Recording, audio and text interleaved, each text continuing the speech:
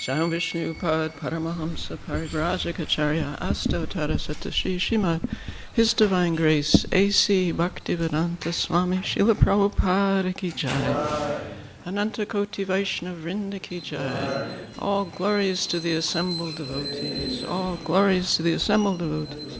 All glories to the assembled devotees. All glories to Sri Sri Radha Gokulananda. All glories to Sri Sri Sitaram Lakshman Hanuman. All glories to Sri Sri Gaurnitai.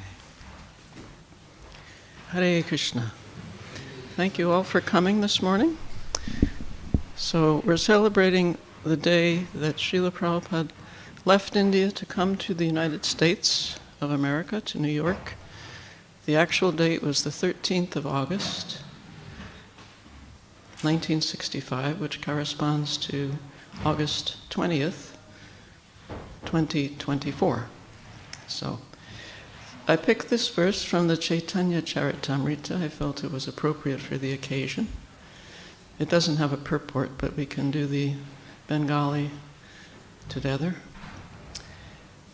Jaya Jaya Sri Chaitanya Jaya Nityananda. Jaya Jaya Sri Chaitanya Jaya Nityananda. Jaya Dvaita Chandra Jaya Gaur Bhakta Vrinda.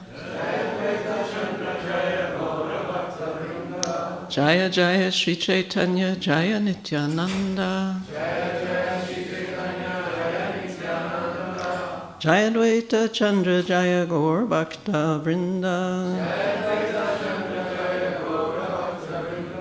Jaya Jaya Sri Chaitanya Jaya Nityananda. Jaya Jaya Sri Chaitanya Jaya Nityananda. Jaya Dvaita Chandra Jaya Gaur Bhakta Vrinda. So this is from Antya Lila, chapter 7, text 11. Kali Kalera Dharma Krishna Nama Sankirtan. Krishna Shakti Vina Nahi Tara Parvartana. Kali Kalera Dharma Krishna Nama Sankirtan. Krishna Shakti Vina Nahi Tara Parvartana. Kali Kalera Dhamma Krishna Nama Sankirtan. Krishna Shakti Vina Nahi Tara Parvartana.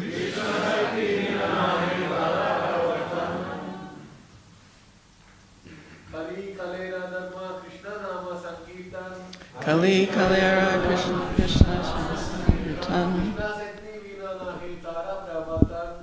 Krishna Parvartana.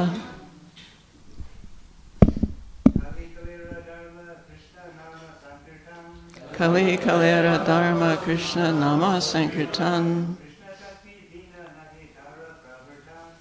Shakti Vina Nahi Tara Parvartana.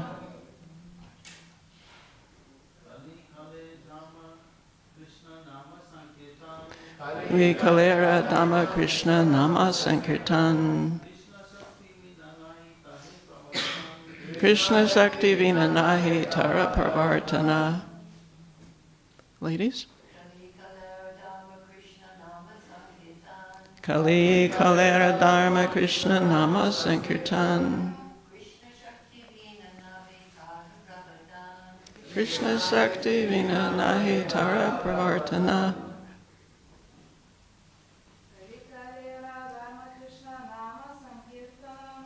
Kali Kalera Krishna Nama Sankirtan. Krishna Shakti Vina Nahi Tara Parvartana. Kali Kalera. Of this age of Kali. Dharma. The duty. Krishna Nama Sankirtan. Chanting the holy name of Krishna. Krishna Shakti Vina. without being empowered by Lord Krishna. Nahi is not. Tara of that. Pravartana, propagation. Translation: the fundamental religious system in this age of Kali is the chanting of the holy name of Krishna. Unless empowered by Krishna, one cannot propagate the Sankirtan movement. Please repeat. The fundamental religious system in the age of Kali is the chanting of the holy name of Krishna. Unless empowered by Krishna, one cannot propagate the Sankirtan movement.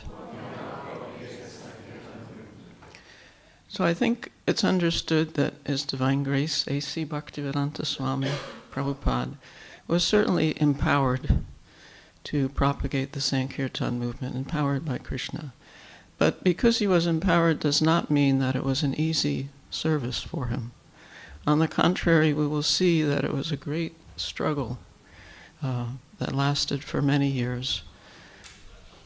So Satsrup Maharaj, when he wrote the Srila Prabhupada Lilamrita, he called the first volume, which covered the first 65 years of Srila Prabhupada's life, he called it a lifetime of preparation. And certainly one can make an argument for the validity of that title. But I've looked at it from a little different point of view. It's a lifetime of devotion, dedication, and determination. So I'd like to especially focus on what we can learn from Srila Prabhupada's life before he came to the United States, before he boarded the Jaladuta on August 13th, 1965. So of course we can begin with his childhood. This is a quotation from Srila Prabhupada. We would be sleeping and Father would be doing arti. Ding, ding, ding. We would hear the bell and wake up and see him bowing down before Krishna. So certainly the strongest influence in Prabhupada's life prior to his meeting his spiritual master was his father, Gaur Mohan De. Prabhupada was born in Calcutta. Actually, the spot he was born is now acquired by ISKCON. It's in Taligunj, Calcutta. It's the home of his mother. His mother's Rajani. And she, as is the custom, she went to her home to bear the child. And he was born under this jackfruit tree, which is still there today. And his greatest influence, as I mentioned, was his father, because his father was a pure devotee of Krishna. And he had a cloth business, but that was like a hobby. His actual business was worshipping Krishna. And Prabhupada would describe that from 10 in the morning until 1 in the afternoon, he would be doing his worship. And then from 1 until about 10 in the evening, he would do his cloth business. Then he would come home at 10, and Prabhupada would be sleeping, but he would wake up to hear the arti bell. His father was worshipping Krishna. So it imbued in him devotion to Krishna, and deeply imbued in his life. He also lived across, when he went to his father's home, that was on Harrison Road in Calcutta. It's renamed Mahatma Gandhi Road. At that time it was Harrison Road. And right across the street was a Radha Govinda temple. And he would go in his, what he called a perambulator. It's like a baby carriage of some sort. He would go with his friend and there witness the worship of Radha Govinda. So these things were deeply embedded in him from the very beginning. So for us, so many children come here, especially on the weekends, and everything they do here, when they bow down, they don't really know why they're bowing down, but they're imitating their parents or the devotees. And this is recorded. This is to their eternal credit. This is implanting the seeds of devotion that we hope will fructify as strongly as they fructified in Srila Prabhupada from such a impactful example of Gaur Mohan De, his father. It's all recorded in Krishna's perfect book. So Prabhupada dedicates his Krishna book to his father. These are the words of his dedication. A pure devotee of Krishna who raised me as a Krishna-conscious child from the beginning of my life. In my boyhood ages, he instructed me how to play the mridanga. He gave me Radha Krishna Vigraha to worship, and he gave me Jagannath Rath Yatra to duly observe the festival as my childhood play. He was kind to me, and I imbibed from him the ideas later on solidified by my spiritual master, the Eternal Father. So at one point Prabhupada mentioned that his spiritual master, as is mentioned here also, he introduced all these things, or reinforced all these things that Prabhupada had learned from Gurmohan Day. The one thing that he added was printing, distributing literature, Krishna conscious literature. That's something his father did not introduce. But everything else, the Rath Yatras, the chanting, the discourses on the Bhagavatam, all came from his father's influence, so strong. And Prabhupada writes about this in his purports, a couple of purports in the Bhagavatam. So I picked one of them. This is from Canto 1, Chapter 12, Text 30. Srila Jiva Goswami remarks that any child, if given an impression of the Lord from his very childhood, will certainly become a great devotee of the Lord, like Maharaj Parikshit. One may not be as fortunate as Maharaj Parikshit, who had the opportunity to see the Lord in the womb of his mother, but even if one is not so fortunate, he can be made so if the parents of the child desire him to be so. There is a practical example in my personal life in this connection. My father was a pure devotee of the Lord, and when I was only 4 or 5 years old, my father gave me a couple of forms of Radha and Krishna. In a playful manner, I used to worship these deities along with my sister, and I used to imitate the performances of a neighboring temple of Radha Govinda. By constantly visiting this neighboring temple and copying the ceremonies in connection with my own deities of play, I developed a natural affinity for the Lord. My father used to observe all the ceremonies befitting my position. Later on, these activities were suspended due to my association in the schools and colleges, and I became completely out of practice. But in my youthful days, when I met my spiritual master, Sri Srimad Bhaktisiddhanta Saraswati Goswami Maharaj, again I revived my old habit, and the same playful deities became my worshipable deities in proper regulation. This was followed up until I left the family connection, and I am pleased that my generous father gave the first impression, which was developed later into regulative devotional service by his divine grace. Maharaj Prahlad also advised that such impressions of a godly relation must be impregnated from the beginning of childhood. Otherwise, one may miss the opportunity of the human form of life, which is very valuable, although it is temporary, like others. So the importance of being raised in this devotional atmosphere is being emphasized, again, very strongly by Srila Prabhupada. And he certainly wanted the children of his disciples to be raised in this atmosphere. He would encourage them, the parents, to give the child all facility for growing in Krishna consciousness and developing their sentiments for Krishna. He writes something I found very startling in the second canto. This is what he says in the second canto, chapter 4, text 1, the purport. To become a pure devotee of Krishna, 2 things are very much essential. Not just essential, but very much essential. Namely, having a chance to be born in the family of a devotee and having the blessings of a bona fide spiritual master. So for those of us who are not so fortunate to be born in a family of pure devotees, we have to work especially hard and pray especially fervently, because it's a great disadvantage not to be born in such a family. These samskaras, these impressions are very deep from our childhood. That's the formative years. And if they're not devotional, then they can impact us for our whole lives. So as Prabhupada wrote earlier in the purport from the first canto about Maharaj Parikshit, when he went to school and college, he left his devotional activities aside. He was not very active, worshipping the deities, performing Rath Yatra, as he had been in his childhood. Rather, as a student, he worked very hard in the university, studied with his studies. He went to Scottish Churches College. And in about 1920, he became an avid follower of Gandhi.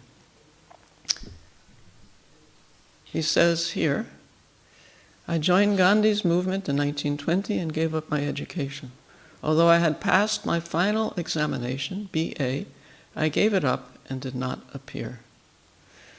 So when we were making this film, the Hare Krishna film, my husband and I, we had a small crew of young people, and one of them pointed out that Prabhupada was rebellious. He was rebellious against the existing British government in India, and he became very active in Gandhi's movement to gain Indian independence, which I hadn't made the connection before, but this young devotee pointed out that when Prabhupada came to the West, at that time he was elderly, but he was mixing with young people who had been his age at this time. He was about 24, 25, and they were very rebellious in the U.S.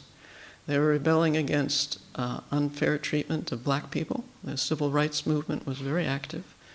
They were rebelling against the war in Vietnam that was going on. They felt it was an unnecessary and exceptionally cruel war. They were on the streets.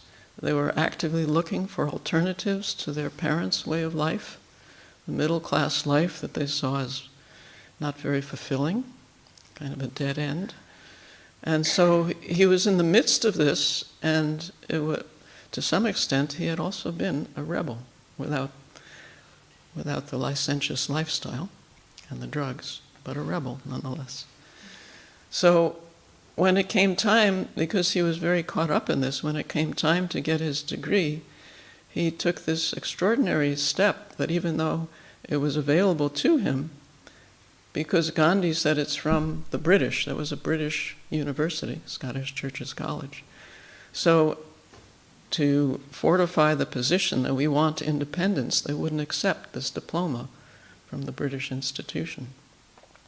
So his father, who was seeing all this, respected his decision, but nonetheless was very concerned for his future, because now he didn't have his degree in hand. So he arranged, there was a friend of the family, Kartik Chandra Bose, who had a large pharmaceutical industry. And because they were friends, Gaur Mohan Day arranged for Prabhupada to become an employee in this pharmaceutical industry. And Prabhupada at that time didn't know anything about it, but he studied diligently, and he became quite expert as a pharmacist. And so for the rest of his business life, he was known as a pharmacist. And then in 1922, his life takes a dramatic turn.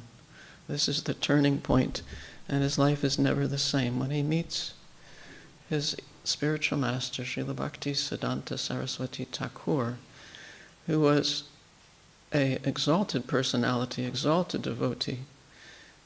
This is some quotation from him we can read.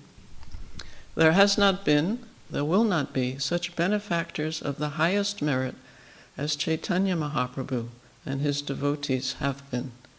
The offer of other benefits is only a deception.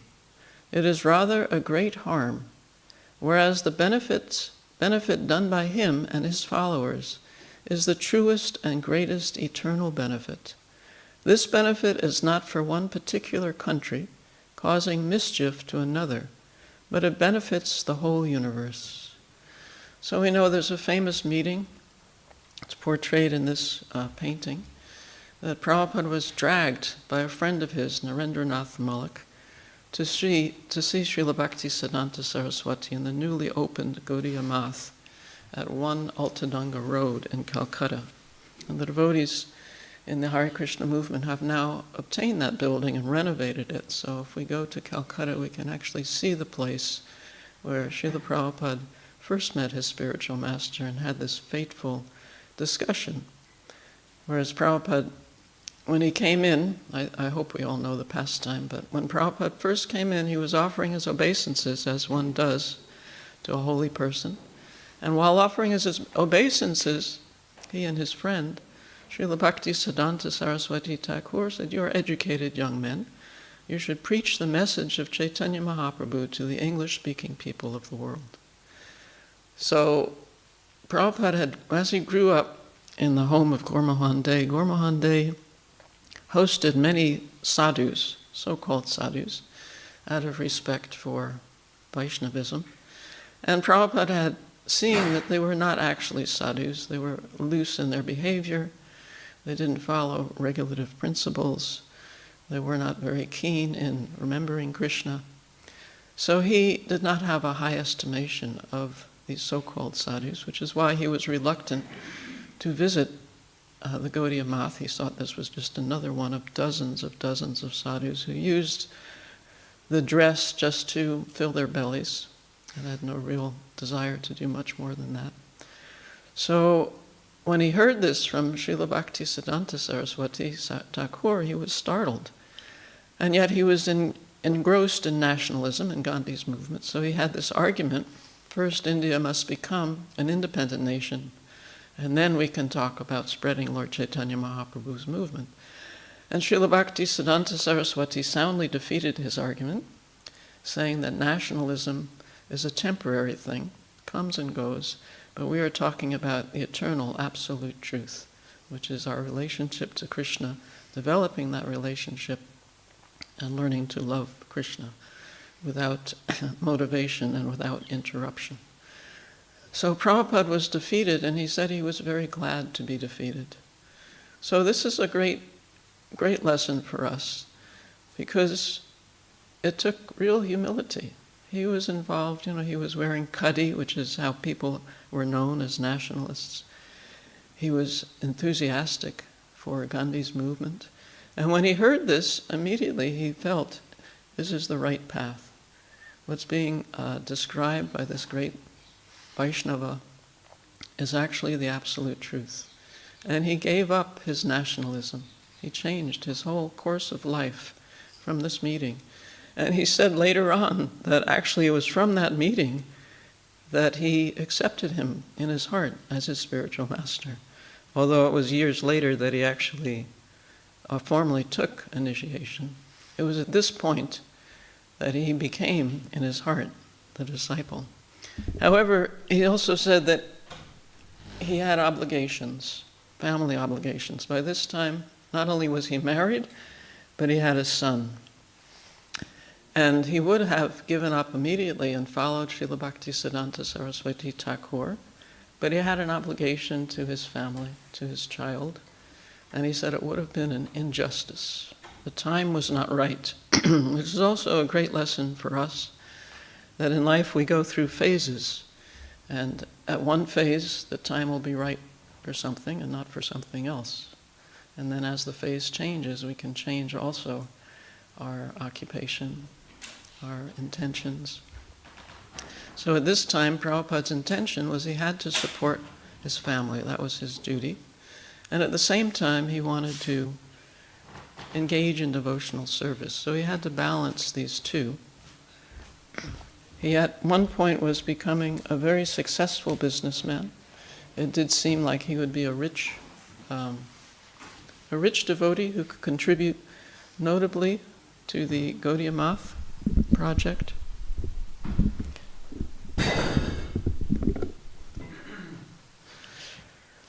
So here we see Prabhupada with his family, a family portrait. In the center is Gormohan Dey, very elderly. And Prabhupada is sitting with his son on his lap. He has a mustache at this time. His wife, Radharani, is behind him. And then his widowed sister is in the other chair with his daughter, Sulakshmana. And then his nephew and his brother are behind.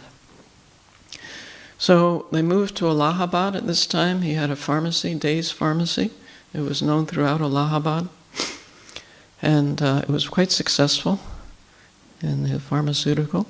And then a few years later, his father passed away. Sorry, that's the picture on the right. And now we see he has 3 children, and he and his brother have shaved up, which was the custom when the father passes away. So he's developing his business, and he's also helping the devotees. The Gaudiya Math wants to start a branch in Allahabad, and when Prabhupada sees them, they were directed to come to Day's Pharmacy. He's very excited to be associated with the Gaudiya Math. He gives his full support to them. And at the same time, he's writing. He starts writing. He feels that this is the way he can communicate Krishna consciousness, and he's writing in English according to the instructions of his Guru Maharaj. So he's doing his business, he has his family, he's writing, he's supporting the Gaudiya Math financially, associating with devotees, and selling also his drugs that he develops himself. So his business goes through ups and downs. His hope to become very rich and support the sannyasis in the Gaudiya Math is again and again thwarted because he has downturns in his business. And then in 1936, he writes this letter to Srila Bhaktisiddhanta asking how he can be of service to him. He's a grihastha, he's not a sannyasi, he's not a brahmachari. And this was the response that Bhaktisiddhanta Saraswati writes to Prabhupada. I have every hope that you can turn yourself into a very good English preacher if you serve the mission to inculcate the novel impression of Lord Chaitanya's teachings to the people in general, as well as philosophers and religionists. So this letter was written just a few weeks before Srila Bhaktisiddhanta passed away, and Prabhupada recognized it as the same instruction he had received in 1922 at their first meeting. And so he became reinvigorated, reinforced that he must preach Krishna consciousness in English and spread the mission of Lord Chaitanya in this way. This letter became also a second impetus for him. He had also had several meetings with Bhaktisiddhanta Saraswati Thakur. This one is pictured here, was in Radhakund. And Bhaktisiddhanta Saraswati Thakur, at that time, his mission in India had become very successful. He had opened 64 centers throughout the subcontinent and some in other countries as well. And when they moved from this one Altadanga, where Prabhupada had met Srila Bhaktisiddhanta, to the marble temple in Bagh Bazar, Bhaktisiddhanta Saraswati was very disheartened at that time because his disciples were arguing over the rooms they would inhabit in this marble temple. So he's telling Prabhupada how disappointed he is, and he says, if you get money to Prabhupada, you print books. So Prabhupada took this instruction also to heart, to write and print books in English to spread Krishna consciousness. So this is 1936-37. Prabhupada's still doing his business. And then in 1939, there's World War II. So what we've seen is that he has a foundation of devotion from his father.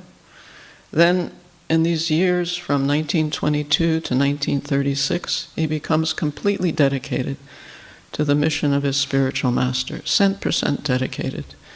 Now his spiritual master is passed away, and we can see his determination to fulfill the desire of his spiritual master. So he writes here, in Back to Godhead magazine, under the circumstances since 1936 up to now, I was simply speculating whether I shall venture this difficult task, and that without any means and capacity. But as none have discouraged me, I have now taken courage to take up the work. So it's in the midst of the war. India is also very involved in the war. They're being bombed by Japan. They're sending their troops to fight in Europe. And Prabhupada decides to start this Back to Godhead magazine, just to fulfill the instructions of his spiritual master. And it's a great struggle. At this time he does have some money from his business, but to get paper is a struggle. He has to go to the government because paper is allotted due to the war. He has to go to the government and appeal to get paper and can try to convince them in terms of Krishna consciousness why this publication is necessary. So he does that. And he writes the articles, he edits them himself, he lays out the newspaper, he gives it for publication, then he gets the issues and he himself personally goes around to distribute them. And if you see the issues from these early magazines, they're all current events. Hare Krishna. Jai Shri Shri Radha Gokulananda, Jai Shri Shri Sitaram Lakshmana, Jai Shri Shri Gaurnitai. They're all based on current events, what's happening at the time. So it's very apropos, and Prabhupada will go personally with these issues and go to the tea stalls and go to people that he knows throughout Allahabad, and he'll also travel. He travels quite a bit throughout India, distributing the magazines, and then trying for a second issue, which is again a problem. Then he finally decides to write a letter to Gandhi. And as time goes on, he feels more and more dependent on Krishna and less involved with his family life and his business. So there's a quote here from Madhavendra Puri, which illustrates Prabhupada's situation at this time. Let the sharp moralists accuse me of being illusioned. I do not mind. Experts in Vedic activities may slander me as being misled. Friends and relatives may call me frustrated. My brothers may call me a fool. The wealthy Mammonites may point me out as mad, and the learned philosophers may assert that I am much too proud. Still, my mind does not budge an inch from the determination to serve the lotus feet of Govinda, though I am unable to do it. So Prabhupada's business, sometimes at one point he was robbed by his workers. At another point he lost very key clients. So it's a struggle for him. And because his family is not very much interested, especially his wife is not very much interested in preaching. She was a nice devotee, she had a temple in her home, and she could not understand or relate to Prabhupada's enthusiasm and determination to preach. She thought, wonderful, Krishna consciousness, will just do it in the home and be satisfied in that way. And that, of course, was not at all satisfactory to Prabhupada. And she very much influences their children too. And so Prabhupada is becoming distant from his family and more involved in preaching, less involved in his business. It takes so much time and energy. And although he was criticized by his relatives, his determination, at this point in his life, his determination becomes more and more fixed. So in traveling for his business, at one point he goes to Jhansi, a town in India, and the people there, the students, are very receptive, as are some of the prominent people in the town. And so he feels it's a good place for him to establish Krishna consciousness. Meanwhile, his godbrothers, after the departure of Srila Bhaktisiddhanta Saraswati Thakur, they're simply fighting for possession of the assets, and they've splintered, and there's no organized Gaudiya Math at this point at all. And so Prabhupada is quite discouraged about the litigation that's going on and the lack of preaching. And so he decides to set out and try to do something in Jhansi. So he establishes himself there, gives his business to one of his sons, and he writes, as he tries to establish this league of devotees, he writes, "Wanted, candidates from any nationality to qualify themselves as real Brahmins for preaching the teachings of Bhagavad Gita for all practical purposes throughout the whole world. Deserving candidates will be provided with free boarding and lodging. Apply A.C. Bhaktivedanta, founder and secretary of the League of Devotees, Bharati Bhawan in Jhansi, UP. So he found this home there that was available, this Bharati Bhavan, and it's agreed that he can use it for this purpose, and he starts preaching actively. He does make one disciple there, Prabhakar Mishra, becomes his disciple. And there is some interest, but the students and the leaders of the community there are not ready to give up everything and become devotees of Krishna. Rather, for them, it's a part-time affair. It's interesting to hear him. The books, the magazines may be interesting, but it's not surrender to Krishna for them. And meanwhile, some powerful people want to take this facility, this Bharati Bhavan, and so it's being wrested from Prabhupada, so he gives it up. However, his determination, although this is an apparent setback, his determination to preach does not change. He goes to Delhi, and he writes. He's been writing throughout this period. He writes to prominent people, and he speaks as much as possible. Here he says, I have got the clue of going back to Godhead just after leaving my present material body, and in order to take along with me all my contemporary men and women of the world, I have started my paper, Back to Godhead, as one of the means to the way. Please don't think of me as something wonderful or a madman when I say that I shall go back to Godhead after leaving my present material body. It is quite possible for everyone and all of us.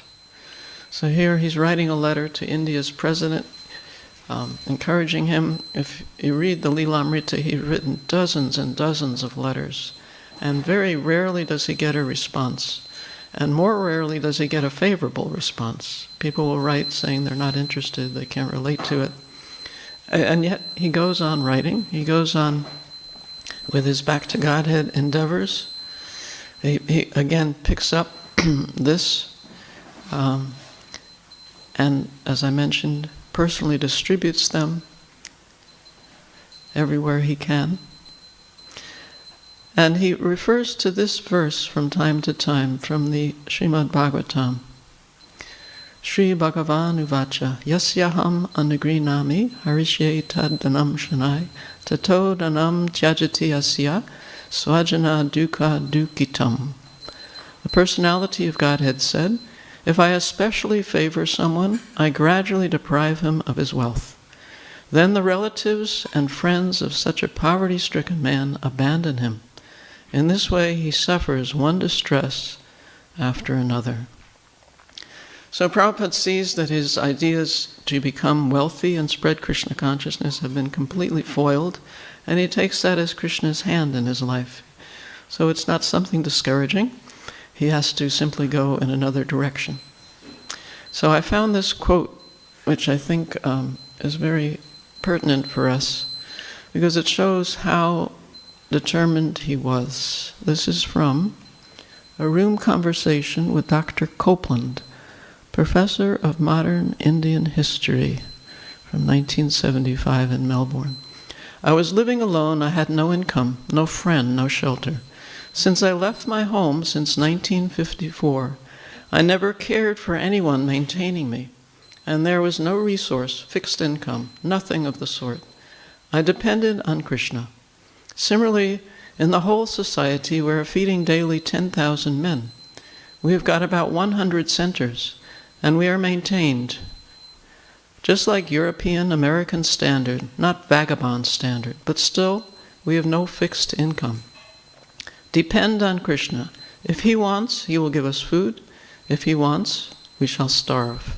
This is Brahmana, practical. And now I have got all degrees, and unless I get a good master, then I am street dog. This Dr. Copeland laughs at this. That is Sudra. Without getting a master, just like a street dog has no value unless he gets a good master. Then he can bark, and Prabhupada imitates a dog. Ow, ow, ow, ow. I have got my master. And if he doesn't get a master, nobody cares for it. And he is lean and thin. Here going, that's all. This is Sudra. He has no power to live independently. That is Sudra. So Prabhupada's determination was such that he was not going to go back to his business. He was going to depend on Krishna. He was going to preach Krishna's message according to the order of his spiritual master. And whatever came, he would support himself.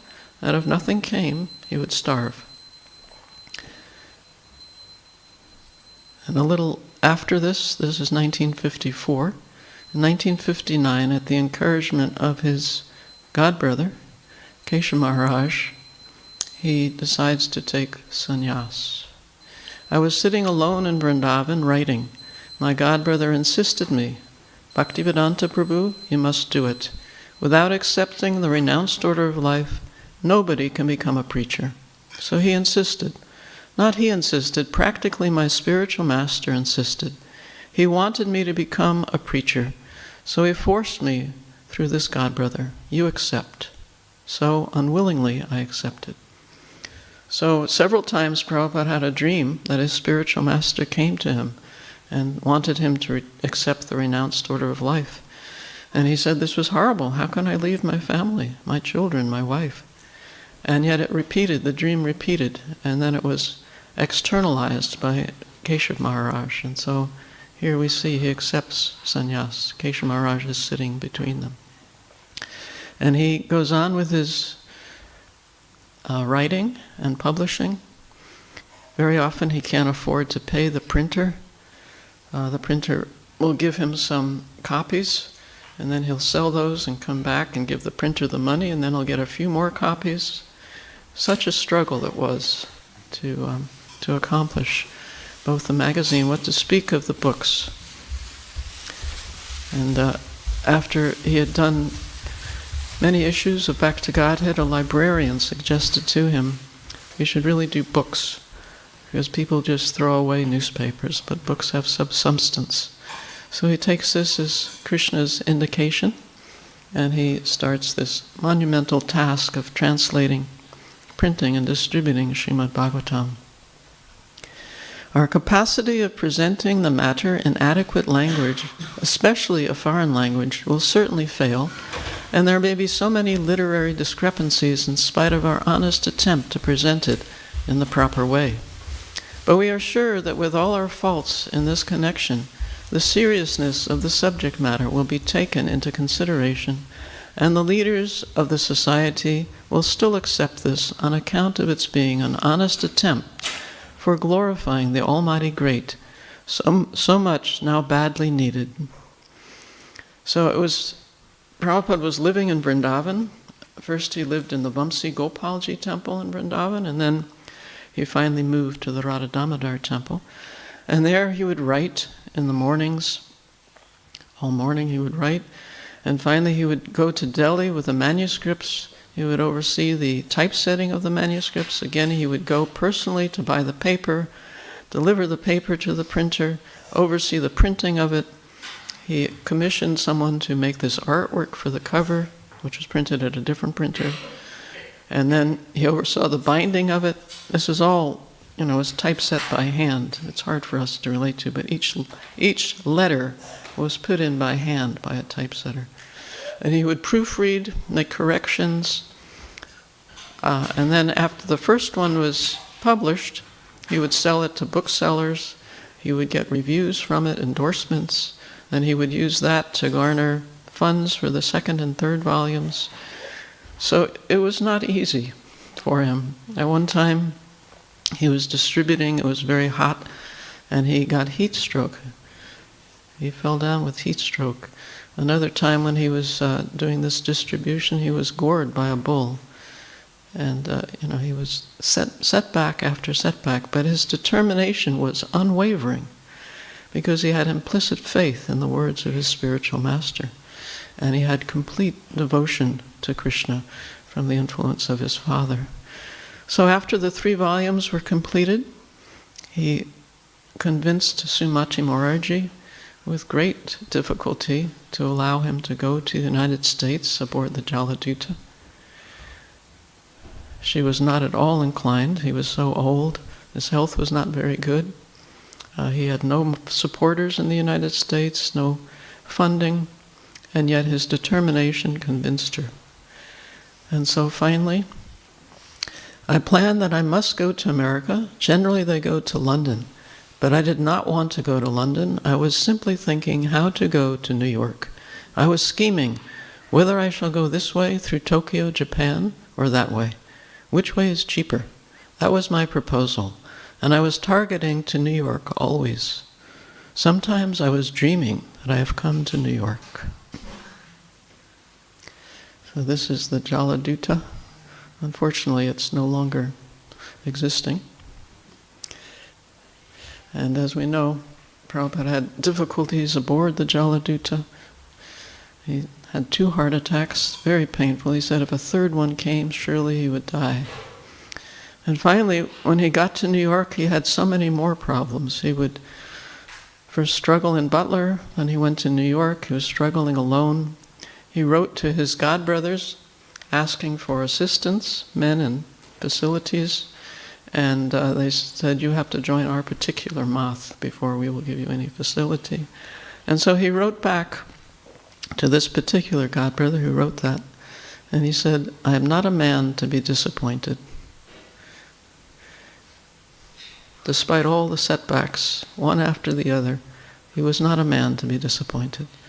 So that is Srila Prabhupada's dedication.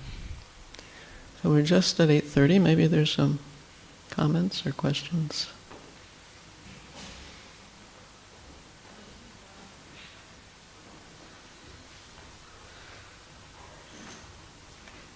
Please.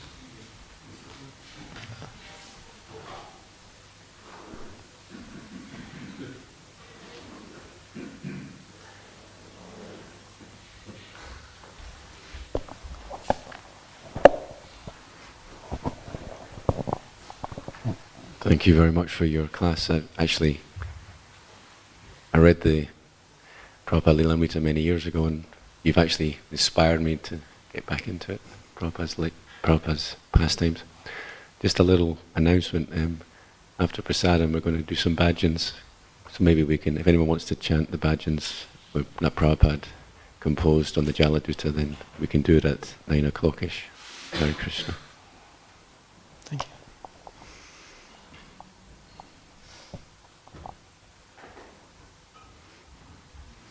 Thank you for your attention. All glories to Srila Prabhupada. Hare Krishna.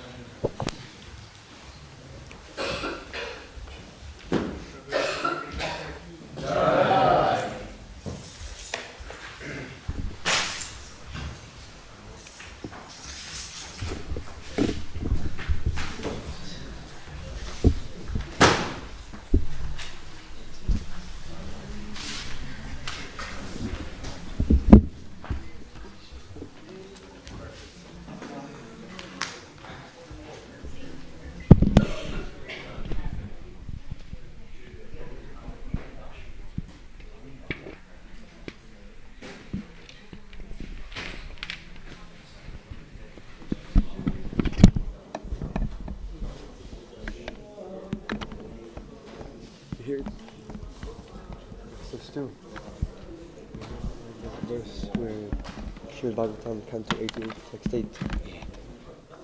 That's you. God, yeah, I've got that one. I thought, oh my God, that's so uncanny.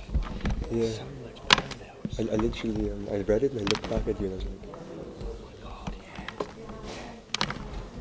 It's so that's powerful. things are taking place in my life. It's just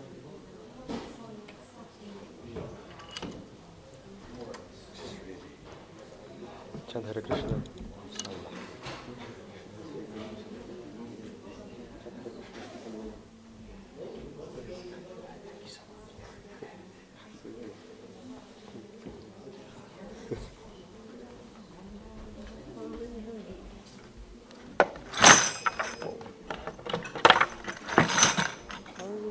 Krishna.